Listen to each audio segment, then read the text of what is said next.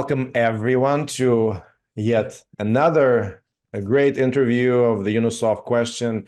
This is a special judicial episode, and my guest today is Justice Graeme of the Superior Court of Justice of Ontario, and I want to say hello, Justice Mew. Hello, thank you, and nice to be here. It's really great to have you. I know you have a lot of stories because you've had a storied career, as I can tell from even from a superficial research or Google search. But I want to start with where you were born. I was born in London at the University College Hospital there, where my mother worked as a nurse. Just in case some of us didn't understand, which London? Oh, I should. Yeah, no, sorry. That was one of those London, England.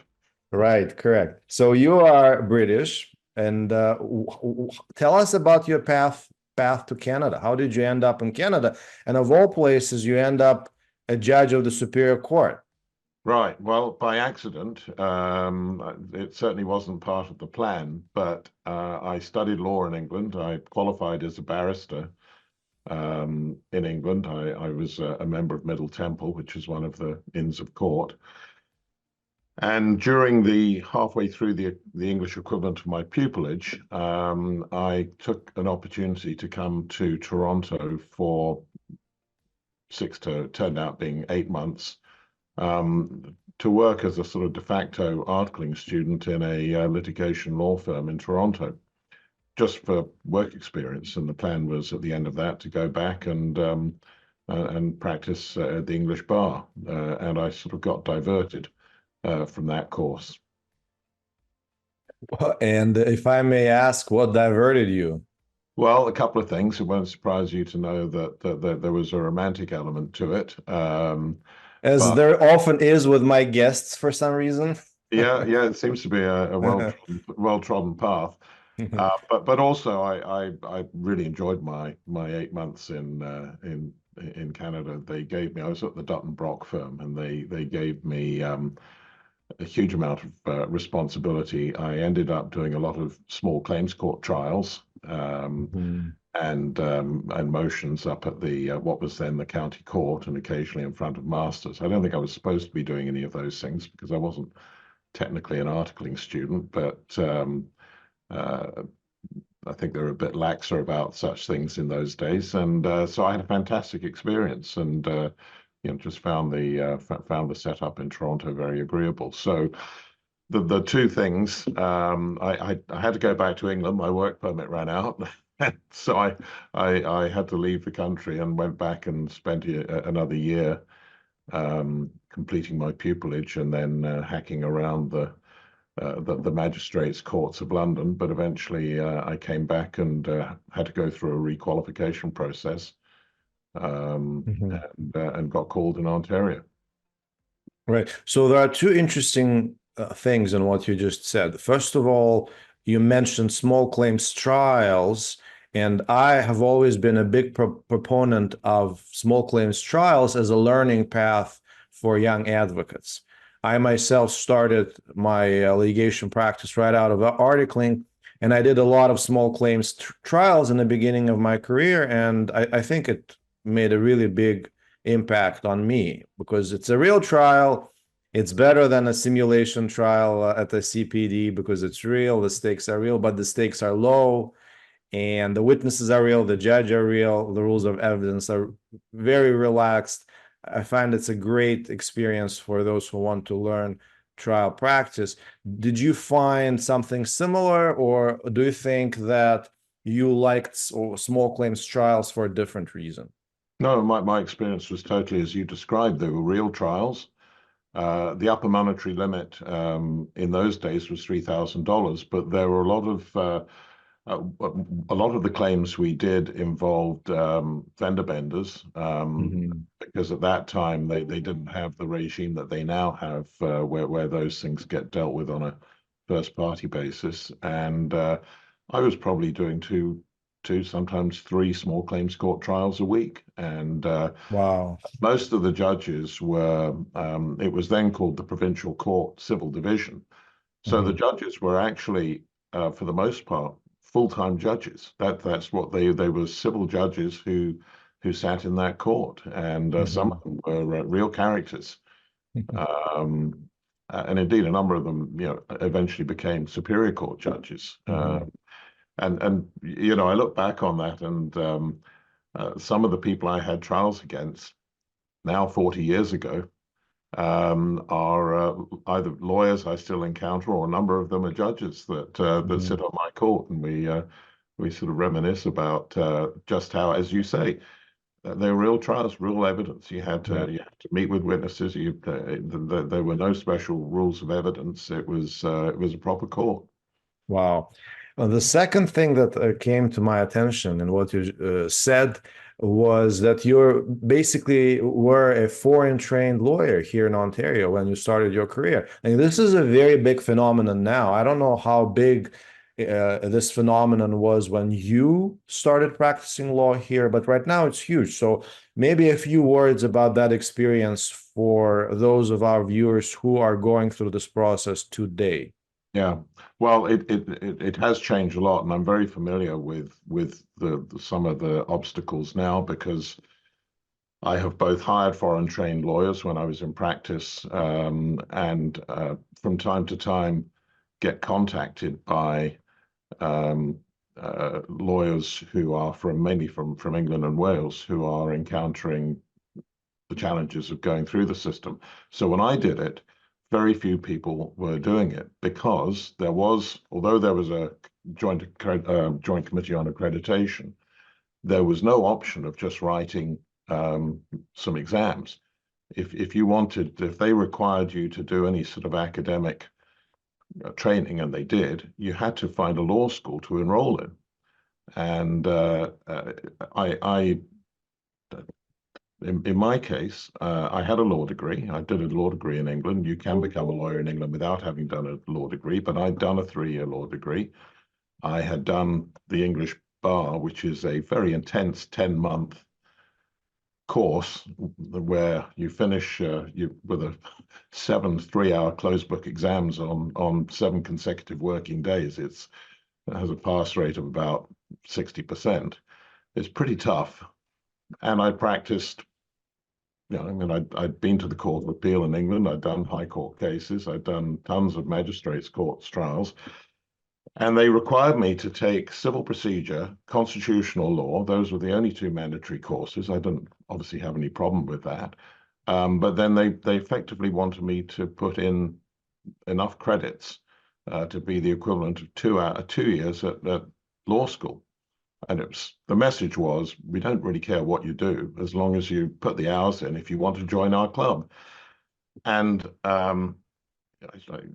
it's a sad reflection, I think, on the way we do things in this country, where we are terribly protective of our professions. And I've sort of experienced this vicariously. My wife is an English trained physician, Mhm. who went through exactly the same thing.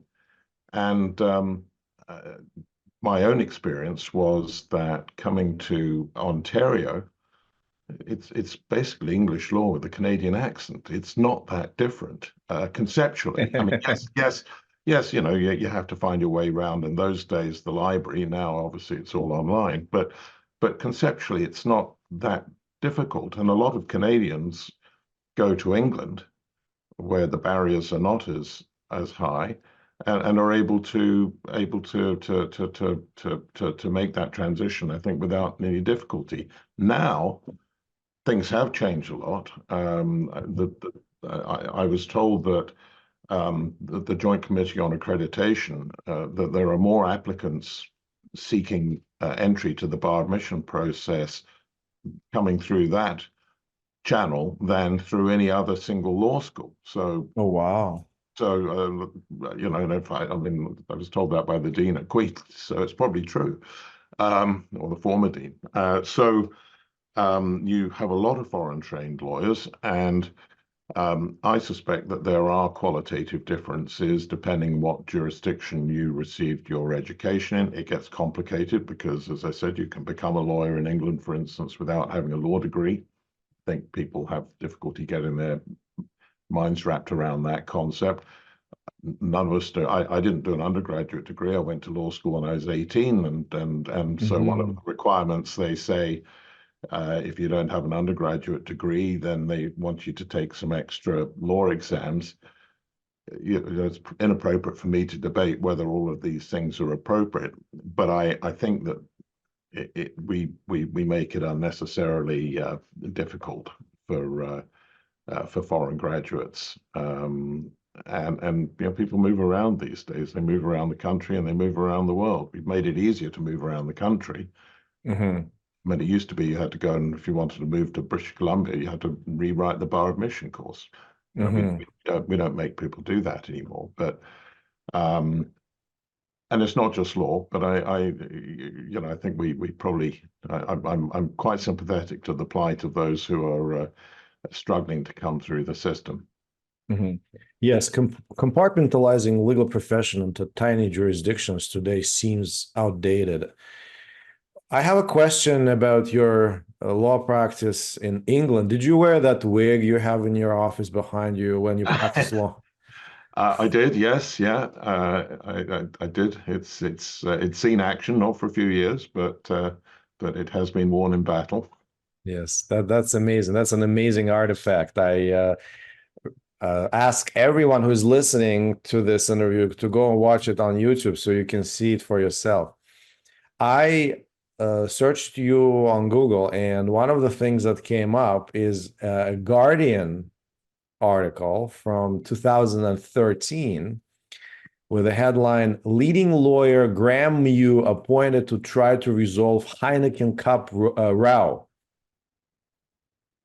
So what was that about? And tell me about your relationship with rugby. Okay, so that was a dispute involving the professional rugby leagues in Europe and the national rugby unions of 6 countries, Scotland, Wales, England, Ireland, France, and Italy. And it involved it was a fairly broad-ranging dispute that involved um, the way that the competition was organized, television rights, uh, uh, various sort of aspects of how this major competition, which is sort of the rugby equivalent of the Champions League, if you want to translate that to soccer. And there were very different views depending on which country and which league was involved. So I was brought in to try and mediate that. I enlisted the assistance of a friend and colleague, Stephen Dreimer from Montreal, because I needed a fluent French speaker Mhm. to assist with particularly the parties from France. And we went several rounds of trying to mediate that dispute in Dublin. Um, uh, sort of a sort of sidebar story. Just towards Christmas of 2013, I'd literally spent the whole weekend on the phone trying to get the parties back to meet in person again before Christmas.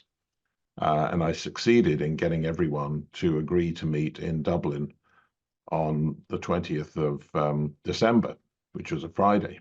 Mhm. Monday of that week, I'd been in court in Guelph arguing a summary judgment motion. I get back to Toronto and I've got a phone message on my answering machine from a Ottawa phone number.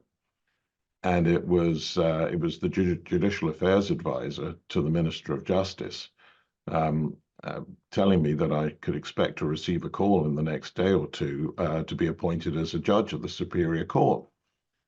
And I said, well, that's great, but I have this small problem. I'm supposed to be doing this mediation in Dublin on Friday, and there will be a minor, or perhaps not so minor, international incident if I don't turn up. So the Justice Minister at the time was Peter MacKay. Yeah. And by good fortune, Peter MacKay is a rugby guy. Um, Yes. so Yes. so his judicial affairs advisor emailed me back and said, I've spoken to the minister, and he says, let Mew go ahead and do his mediation and text us or let us know when he's available. So I think Chief Justice Smith was expecting 4 new judges to be appointed that week, and she was somewhat perturbed when only 3 got appointed on the Wednesday. And nobody had told her that my appointment was being deferred. I went to Dublin, I did the mediation. Um, it wasn't a very successful mediation. And in fact, somebody leaked what happened at the mediation. It ended up all over the sports pages in Ireland the next day, but fortunately didn't come to the attention of the Canadian judicial affairs people. I then phoned Guy Smith, who was the judicial affairs advisor, after the unsuccessful mediation, and said, I'm done. I'm Uh, finally available. and about and he said, well, the minister's already on holiday. Normally you get a call from the minister, but he said, but I've been authorized to formally offer you the appointment. Will you accept? And so as you know, once you've said yes, you down tools. You're not a lawyer anymore. You're You not a lawyer anymore. literally. So anyway, there you go. That's a long-winded story, but eventually they did come to an agreement. Stephen Dreimer carried on providing some assistance after I'd been appointed to the bench, and they got it resolved. Have you played rugby? Have you been in on rugby teams? Yes, not very well, but enthusiastically, but not very well. I could tell lots of stories, and I won't tell this bore your viewers with this one. But when I came to Canada, I'd been here about 3 weeks and was in a bar where someone heard my English accent, and this very South African voice asked me if I was from England and whether I'd ever played rugby. And when I answered both questions in the affirmative, he said, "What are you doing Saturday?" I said I had no plans, and he said in his thick South African accent, "You're going to be playing rugby." So I ended up joining the Toronto Nomads Rugby Club, which is Wow. an excellent. It's one of the founding members of the Ontario Rugby Union, and so I played for them for a few years, and subsequently I've been the secretary and the president of the club, and I'm still, from time to time can be seen out on the touchline there. Mhm. So this rugby experience to me is just another example of how broad the span of your adjudication experience is. So you sit in Kingston. I think you started in Toronto, and then after about 3 years, if I'm not mistaken, you moved to Kingston. And in Kingston, you hear both criminal and civil cases. Yes, And and occasionally if they're desperate, family, but not very often. But yes, okay, yeah. yes. And you obviously also adjudicated sports cases, which I feel are quite different from, while borrowing elements of each from criminal and civil cases. So I don't know if we have a lot of Superior Court judges that are versatile in both civil and criminal litigation, in hearing both civil and criminal cases. Do you think you're one of the few, or do you think it's quite a common phenomenon, maybe outside of Toronto, which No, I'm not. outside of Toronto, it's pretty common Mhm. because we're just not. I mean, in Kingston, for example, and Kingston's not a small place. It's between Kingston and Napanee, which are the two sort of areas I have responsibility for. You're serving a population of about 250,000, including the sort of hinterland and go right up to north of Highway 7. Um, so you really have to be able to deal with anything that comes through the door. Right. And so, I mean, it is interesting. I had a civil litigation background, I did do a stint on the criminal team when I sat in Toronto, but if you don't have a criminal background, they're putting you on. You're not going to be doing murder trials. Hmm. I've certainly done my fair share of homicide trials since I've got to Kingston, and other sort of exotic things like extradition and sort of things Hmm. like that. So a lot of habeas corpus applications here Hmm. because we've got the two high security Hmm. penitentiaries in our backyard. Hmm. Um, and I think even in Toronto, you get judges who do rotate through different areas. I mean, I think of someone like Justice Nordheimer, now Hmm. on the Court of Appeal, who was a very much a sort of civil commercial litigator, but who did a lot of very high profile criminal work when he was on our court. So I think it's I don't think it's unusual. Chief Justice Smith, the former Chief Justice, always was very big on, and I think Chief Justice Lesage on us being, a generalist court. Hmm. So, as a commercial or civil litigator that was appointed as a Superior Court judge, did you expect to hear criminal cases? And tell us about your experience of hearing your first criminal case. I think it's a different mindset. I only deal with civil litigation, and I'm really curious what you felt when you presided over your first criminal case. It How is you different. approached it, how was it different from your experience? Yeah, no, well, it is very different. I mean, apart from anything else, criminal litigators actually pay attention to and expect you to follow the rules of evidence. And so sort of getting up to date on my evidence was a pretty important part of it. Criminal law is absolutely full of sort of acronyms and terms. You hear about a Garofoli application or a Parks challenge, or there's a lot of terminology that criminal lawyers understand, but if you're coming into it cold, um, there's a whole lexicon you have to learn. Obviously, you need to become somewhat familiar with the code. We do get some pretty good judicial training. I mean, we have something called the National Judicial Institute, which provides excellent judicial education. Although it wasn't mandatory when I became a judge, it's now mandatory to have taken training, particularly in handling sexual offences before you start sitting on cases involving those sorts of charges. And judges, we've got a very supportive network of judges who support and help each other. But it was I won't kid you, it was a bit nerve-wracking doing my first criminal trial. And one of the things um, that you haven't really turned your mind to, but if it's a judge alone criminal trial, then you, with your legally trained mind, and I did a lot of tort law. I was the sort of person who, Mhm.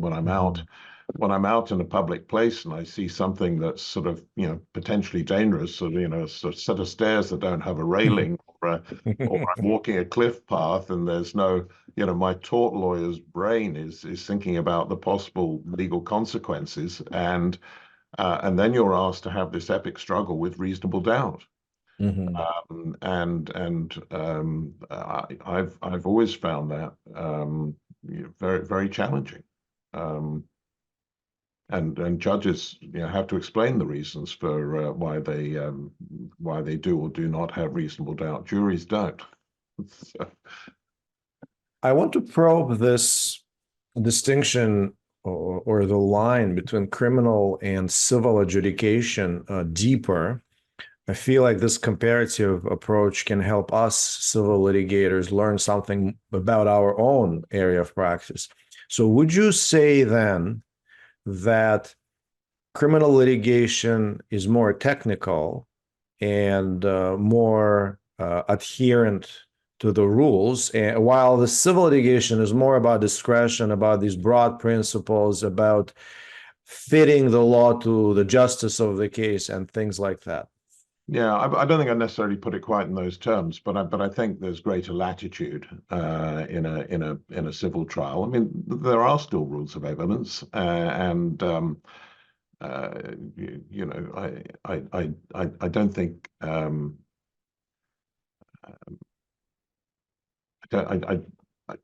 let's put it this way: people who have been criminal litigators, I think, have a distinct advantage um, when they move into the as some do. I mean, you think of some of the most successful litigators in Canada. A lot of them started off doing criminal work, and that's where they honed their advocacy skills and learned how to examine witnesses and became familiar with the rules of evidence, whether or not they are slavishly followed in a civil case. So I do think there is a uh, yes, the rules of evidence matter more and have more serious consequences as a judge if I misapply the rules of evidence in terms of potential appeals.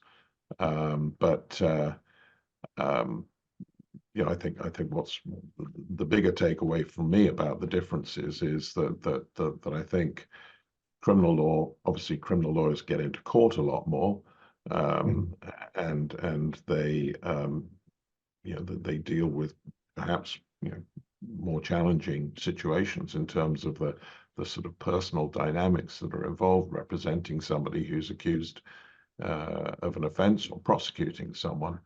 And I think those you developed instincts and skills which can be effectively deployed in the civil or in the family or in the administrative law areas. So, What advice would you give to a criminal lawyer who is considering taking on a civil case? well, I think, yeah, I mean, I'd give the same advice to them as a criminal lawyer taking a civil lawyer taking on a criminal case. I think you have to be careful about dabbling. Mhm. I've tried it, and I did do a criminal case shortly after I got called to the Ontario bar. Was surprised when my client got convicted, and even more surprised when he got hauled off to the Don jail. And fortunately, I was able to get him out on bail pending appeal, and then I did win the appeal. But realized very quickly that I probably should have referred the client to somebody with the appropriate expertise and not taken it on myself. So I think we all have a professional responsibility to to make sure that we can properly serve the client. And if you're a criminal lawyer taking on a civil case, that's fine. And look, just like there are all sorts of judges who handle both, there are some certainly I see out here in the Eastern region. Um, we have a handful of lawyers who are sort of equally adept at doing civil and criminal cases, and I see them turning up on both. Um, but I think if you're going to take a civil case on and you're a criminal lawyer, I think you need to have a certain level of knowledge, comfort, and sort of technical ability to deal with the case. Mhm. You are the author of The Law of Limitations, which is a large text on one of the most, I think, interesting areys. Yeah, Yeah. I'm looking around my desk for a copy of it, but it's getting oh, here we go. It's getting bigger all the time. Oh my God, it's In fact, massive. I think the first edition, which I've got up there somewhere, was about half the size of this. So um, Is the limitation period what sets the civil litigation apart from criminal litigation, in your opinion? well, there aren't limitation periods in certainly for indictable offences. There are for summary conviction matters, Mhm. but yes, I think limitation is a interesting. For instance, in other jurisdictions, I think certainly in some American jurisdictions, that there are limitations in criminal cases as well. But yes, it is a difference. But I don't think that Crown lawyers call law pro when they miss a limitation period on summary offenses. So, No, no, I think it's yeah, that's a very big difference. So, why the limitations? Why the law of limitations? How did you get into the writing this book? Why are you still writing this book with all your workload? What's going on there? well, like everything else, it sort of happened by accident. So when you'd asked me about the requalification process, and what happened was that I was able to enroll very much at late notice at the University of Windsor, and so that I had to do my two compulsory courses there, which I think combined was 8 credits.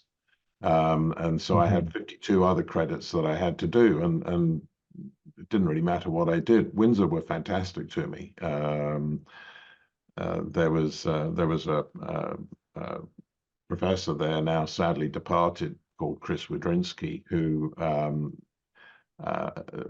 we shared some sort of interest in various issues, and he enabled me to do a bunch of supervised research for which I got credit. So I started writing and writing articles, and I got one or two published. And Mhm. I'll confess, I had a bit of a chip on my shoulder about being a fully qualified English lawyer who already knew that I could survive reasonably well in Ontario courts because of my experience doing all those motions and small claims court trials. So I was looking for other useful things that I could do whilst I went through the re-qualification process. And one of my colleagues at Dutton Brock was married to a lawyer who was an editor at Butterworth's, and I guess there'd been a book on limitations before, but the author of that didn't want to take it forward. So the suggestion was made, well, would you be interested? I didn't have a particular knowledge of limitations, but it I think appealed to my ego to be thought of, notwithstanding that I wasn't worthy enough to be a member of the legal profession yet in Ontario, but I was worthy enough to write a textbook. So I thought I'll give it a go. And so I think the first edition was published in 89 or 90. And Really? yeah, Wow. yeah. So 25 year, quarter of a century you've been writing this book? yeah, yeah. So we're a fourth edition now.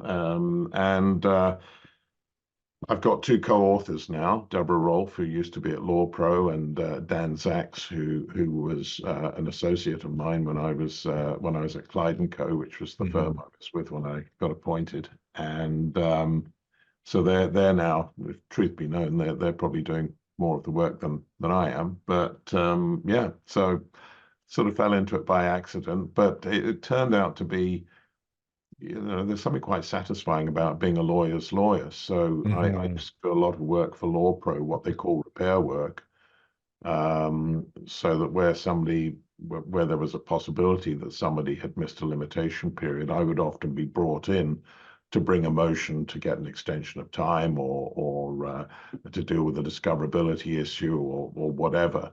And if I succeeded, then the lawyer carried on with the file, and if I didn't succeed, they were they were retaining different counsel and having to face a lawsuit. I just realized you have two things in common with another recent guest of my show, Jordan Goldblatt of Adair Goldblatt Beaver LLP. Not only does he practice sports law, but he also does work for Law Pro in a very similar vein, so very similar capacity that you just told me about. So Yeah, quite interesting. he appeared in front of me as a sports arbitrator. So Oh, yes, yeah. yeah, great guy. Everyone should go and watch Jordan's interview as well. Really interesting stuff. You know, you live in Kingston. You moved to Kingston from Toronto. Um, People didn't used to move from Toronto to other towns in Ontario very much until a few years ago. Now it seems everyone is trying to get out of Toronto. Toronto is becoming unbearable. So, can you first of all, do you like it there? And if you do, should lawyers move to Kingston to practice law in Kingston from Toronto? All right, there's a few bits of that question. As with everything else, the move to Kingston was, and you're right, particularly in the judicial world, it's usually judges are trying to who get appointed outside of Toronto are trying to move in. It's quite unusual to go the other way. I went the other way because my now wife is a physician in Kingston, and she was we've been together 15 years, but I was a weekend commuter to Kingston from 2009 onwards. My son was at Queen's, and that's how I ended up that was my first connection with Kingston. When I got appointed, I was appointed in Toronto. I had no intention of changing that. Was going to carry on commuting, but a vacancy came up in Kingston, and some of my colleagues in the East region encouraged me to apply for it. And I, I thoroughly enjoyed sitting in Toronto. I lived in Toronto for 30 years. I know the traffic there is awful. I was there a few weeks ago and sitting in divisional court, and you've got all the everything. I mean, it is gridlock. It's absolutely miserable at the moment if you're trying to drive a car there. But I'm still a big fan of Toronto. But Kingston is a really it's a big enough place to have the amenities that you want in a city. I mean, we've got all of the big box stores. The culture's pretty good. They've got a great symphony orchestra. There's theatre. You've got two universities because you've got the Royal Military College in Queens, St. Lawrence College, which is a tertiary college. There's big public sector here. There are there are a lot of it's becoming more diverse. Certainly not as diverse as Toronto, and it's position wise. I tend to take the train most of the time now because the roads are so bad. But it's 2.5 hours give or take to Toronto. It's not much more to Montreal. It's less than a couple of hours to Ottawa.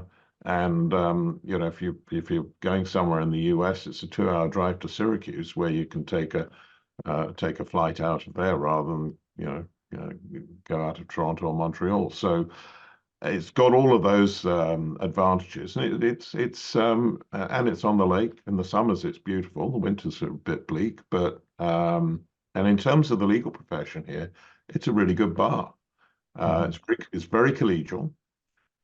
Because everyone knows everyone, you don't get the sort of game playing. I mean, I read the horrors about the civil motions backlog in Toronto, and I don't see a lot of game playing in civil motions court here in Kingston. And when the game playing does occur, it tends to be lawyers from Toronto or Ottawa who are doing it. I think we've got a high quality bar in Kingston. It's a great place to practice law. And I'm sure there are all sorts of other places that around the province that are comparable. Very interesting. I should go to Kingston instead of just driving by on my way to Montreal. I've never been, honestly. So it's the disease, I guess, in Toronto, very common, that we just get so absorbed, as I'm sure you understand, being basically from Toronto yourself. Yeah. But it's not just traffic in Toronto nowadays. That's an old story. It's the real estate that really gets to people. Well, that's true. Although, one of the side effects of the pandemic was that we did get an influx of people from the GTA, and who, of course, with more virtual working, it's now more feasible. And VIA have just reinstated the early morning train from Kingston to Toronto, so you can actually now, assuming it runs on time, which is a big assumption, but you can actually now get a train from Kingston, which will get you into Toronto for 9 o'clock in the morning. So, there are people who will live here, but maybe go into Toronto for a day or two, and then retreat back to the leafy streets of Kingston. I want to return our conversation to the courtroom And I have a question to you about the role of emotion in the courtroom. I don't think that it's been talked about a lot in continuing professional development courses or in judges' addresses or speeches to the bar, but I think it's an important topic, especially in Toronto. Everyone is coming from a different culture. Everyone is coming from a different background. Everyone now it has a personality that potentially is distinct from this traditional stoic, stout British type. That traditionally you have probably seen a lot in England and in your years here in Canada. And some people are emotional. Some people are quite colder and more composed. Can you talk about the tension between the professionalism, civility, and effectiveness in the courtroom and different personality styles in your own experience as a judge of the Superior Court? Well, there are a lot of things in there, but let me. I think an important quality of any advocate is being able to take an objective look at your client's case, your client's interest, your client's positions. They're paying you to put their case forward or defend their case or whatever it happens to be, not just to the best of your ability, but also um, um, in a way that where you communicate to the client accurately what they should expect from the process. And I think there is always a danger when you become too closely associated with your client's cause. And as you've said, sometimes lawyers start taking things far too personally, and you see in certainly sort of some motions court experiences, lawyers who are taking personal shots at each other. And that's I don't think it's, I mean, you said, we're sort of British and stiff upper lip and it's not cricket. I actually don't think it's, I remember when I first sat in motions court in Toronto,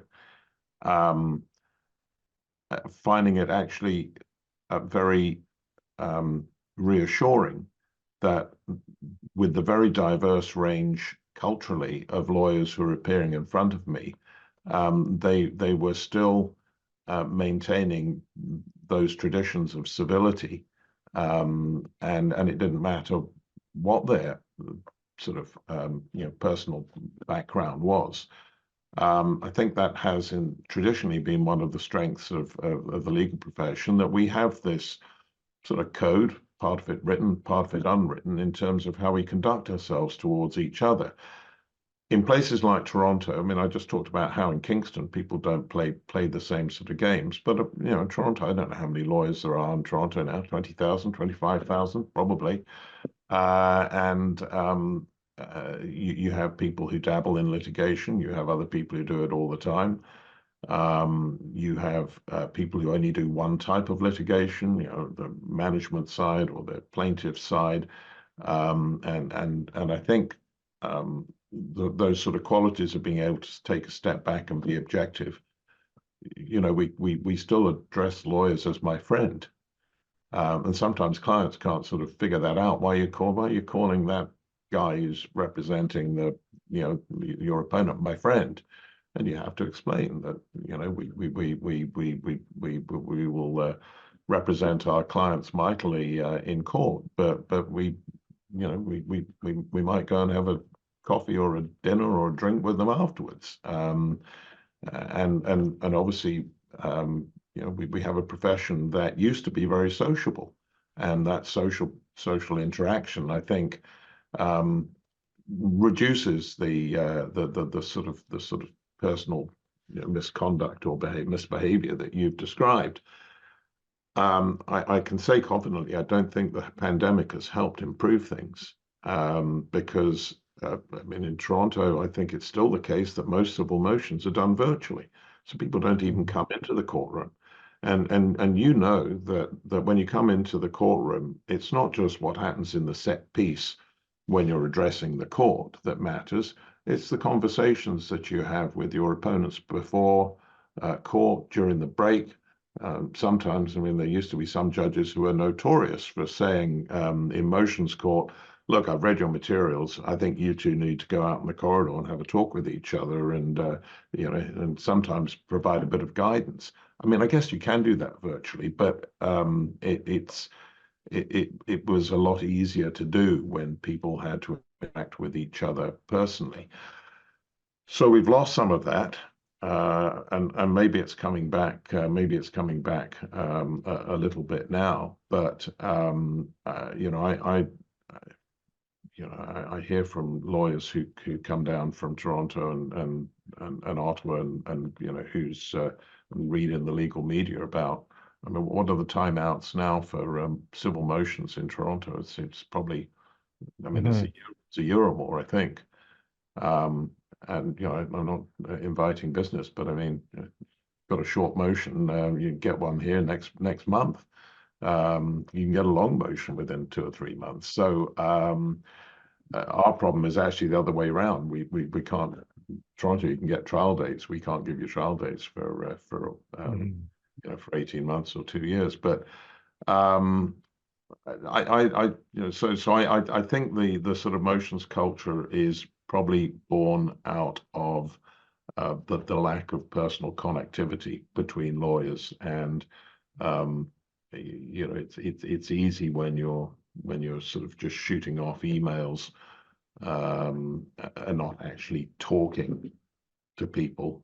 I mean, how often people pick up the phone now rather than send an email? And I think having lost that sort of personal contact um, has a knock-on effect in terms of the sort of adversarial approach that's taken.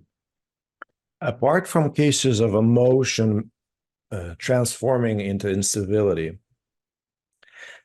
have you seen cases of deliberate, effective use of emotion in advocacy, or maybe effective, deliberate control of emotion in advocacy that impressed you as an adjudicator?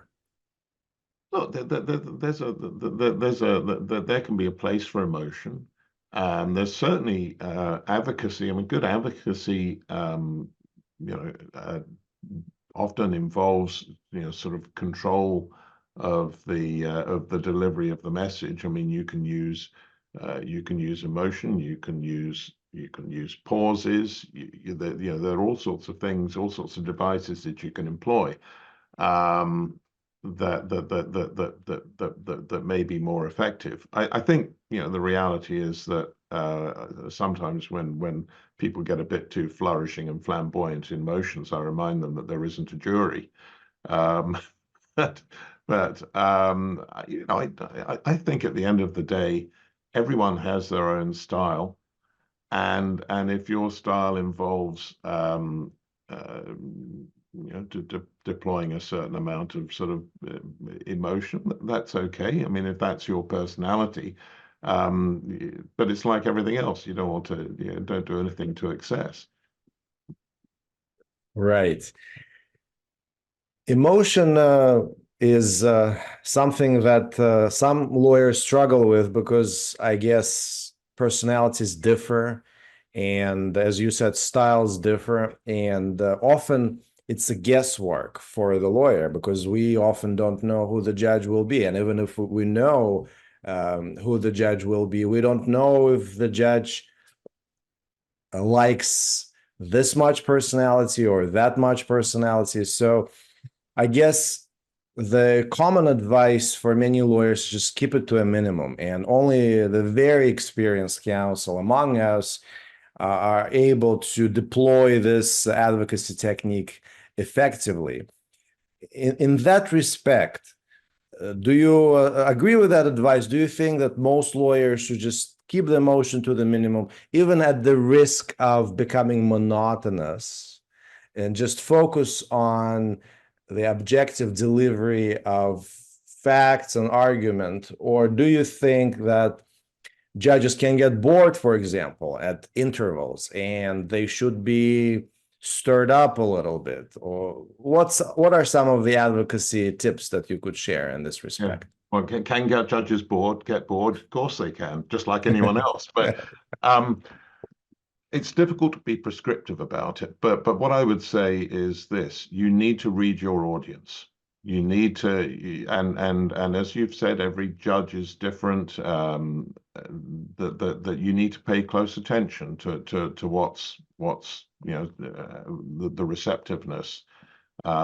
You need to pay attention to what the judge is writing, eye contact, things like that. I remember a great story involving the late Mr. Justice Lisserman, who some of your viewers may remember. He was a character, actually, originally an English solicitor who came to Canada, and he had two very senior counsel who were appearing in front of him, and uh, at one point, one of the senior counsels said, "Your Honor, I've noticed that you haven't written anything down for the last 20 minutes." And Justice Lisserman responded, "When you say something worth me taking a note of, I'll write it down." so, um, so you need to you need That's good feedback, by the way, from the yeah, judge. but you need We all yeah. want that feedback. Well, you need to pay attention, and actually, the Yeah. hardest judges to appear in front of are the ones who are expressionless and don't ask any questions and don't give you any sort of feedback, whether it's verbal or non-verbal.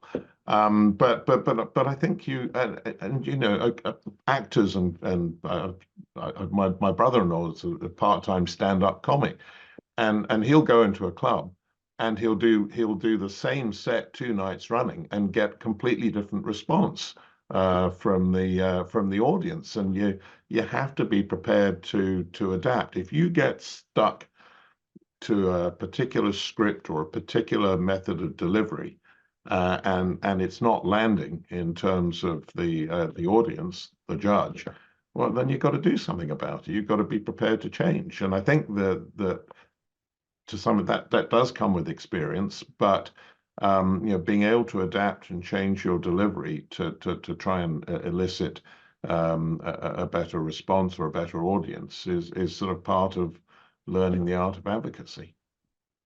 You know, you've heard hundreds, if not thousands of cases. Do they all blur to you eventually with time, or do you remember all of your cases, or do you remember only some, the most salient of your cases? And if you remember your cases, what do you learn from them as a judge? I mean, you don't have to practice law anymore. You have a very different experience. You have a very different professional experience. What do you learn from your cases, and how past cases and decisions affect other cases that you hear? Well, inevitably, you do remember some cases more than others, and sometimes I get embarrassed where a lawyer will come up to me at a party and will say, "Do you remember this case that we had together?" And sometimes I do, and sometimes I don't. Usually with a bit of prompting, I'll remember. I mean, you're right. I've done I don't know, thousands of cases now. But you remember them for different reasons. Sometimes because of the issues, sometimes because of the human sort of issues involved. Sometimes you remember the lawyers. Um, uh, One thing certainly when I hear cases, I spend a lot of time thinking about those cases, and probably some would say too long, sort of thrashing them, thrashing around either the evidence or the law, and trying to figure out what the result is. You do need an ability, I think, once you've made a decision, that you make the decision and then you've got to move on. So I don't go back and sort of re-argue or try and re-persuade myself about the outcome of cases once I've heard them. Every now and then the Court of Appeal gives me a kick and reminds me that of a particular case, but uh, but I think we all have particularly memorable cases. I certainly don't remember them all, but I've done some pretty interesting ones, and I would say I remember all the interesting ones. Nothing like a reminder from the Court of Appeal. No, no. Well, so they're my insurance policy against. Yes. So, and I think that's an important part of the system. That's a good way to put it. Justice Mew, thank you so much. This has been a wonderful conversation. I personally learned so much. This is the best continuing professional development course for me, and I hope for thousands of people who watch this interview. Thank you so much, Justice Mew. All right, absolute pleasure, and look forward to our paths crossing again soon. Thank you.